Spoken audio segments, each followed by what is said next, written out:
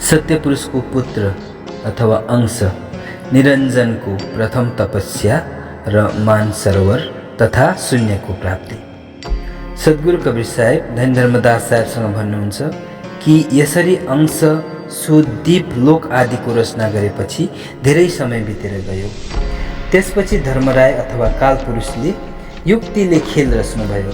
निरञ्जनले जो खेल खेले त्यसलाई तपाईँले राम्ररी बुझ्नुहोस्।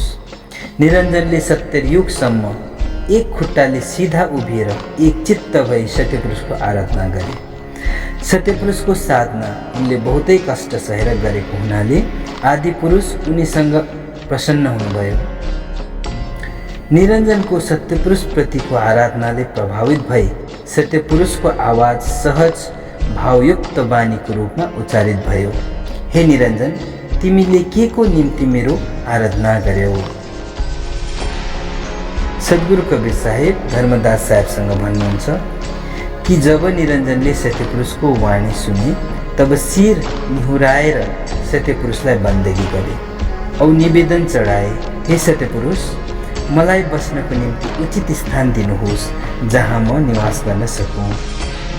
सत्यपुरुषले निरञ्जनलाई आदेश दिए कि हे पुत्र, जहाँ मानसरोवर अथवा भवसागर छ त्यहीँ जाऊ। सत्यपुरुषको यस्तो आज्ञा पाउन साथ निरञ्जन हर्षित भई मानसरोवर द्वीपतिर लागे। जब निरञ्जन मानसरोवर संसार सागरमा आए तब साह्रै आनन्दित भए।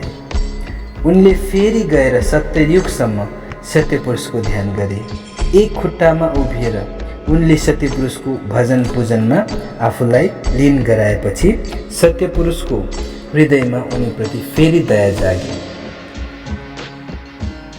सद्गुरु कबीर साहेब धर्मदास साहेबसँग भन्नुहुन्छ कि निरञ्जनको सत्यपुरुषको भजन पूजन तथा तपस्याको फलस्वरूप पुष्पदीपमा पुष्प फक्रिए औ सत्यपुरुषको वाणी भयो। सत्यपुरुषद्वारा वाणी उच्चारित हुनसाथ सत्यपुरुषको आज्ञाकारी पुत्र सहज अंश उठेर खडा भए। सत्यपुरुषले आफ्ना आज्ञाकारी पुत्र अंशसँग भन्नुभयो, हे सहज, तिमी निरञ्जन कहाँ जाऊ औ उसलाई सोध कि किन उसले अब फेरि मेरो आराधना गरिरहेको छ। निरञ्जनले मेरो सेवा बहुतै गरेको छ, यसैले उसलाई उचित स्थान मानसरोवर बस्नलाई दिएको छु। सत्यपुरुष सहज पुरुषसँग भन्न लागे, हे सहज, मैले निरञ्जनको सेवा भक्तिबाट प्रभावित भए पलभरमै 3 लोक दिइहालेको छु।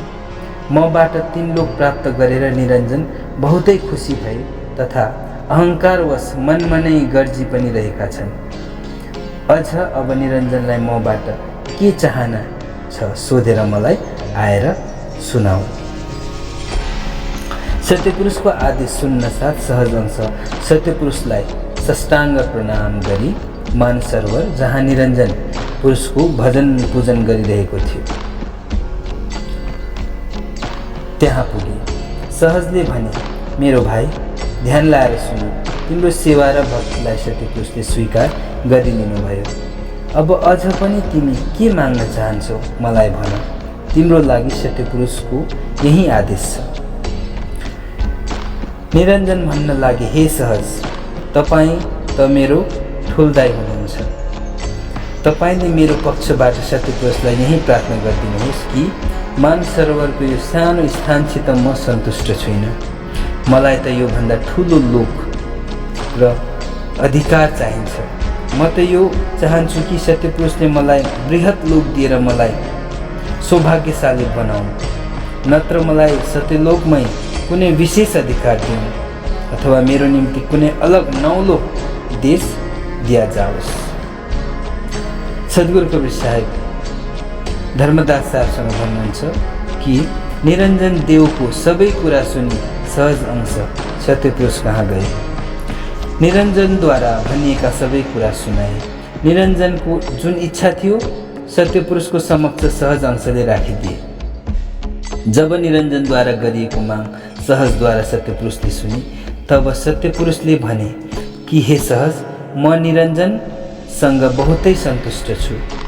यसैले निरञ्जनको इच्छा पूर्ण गर्न मेरो कुरा हृदयमा धारण गर। तिमी फेरि निरञ्जन कहाँ गएर भन्नु कि मैले उनलाई 3 लोक क्रमश स्वर्ग, पाताल और मृत्युलोक दिए तथा निरञ्जनको निवासको निम्ति शून्य देश पनि बसालिदिएको छु। त्यहाँ गएर निरञ्जनले सृष्टि रचना गरून्।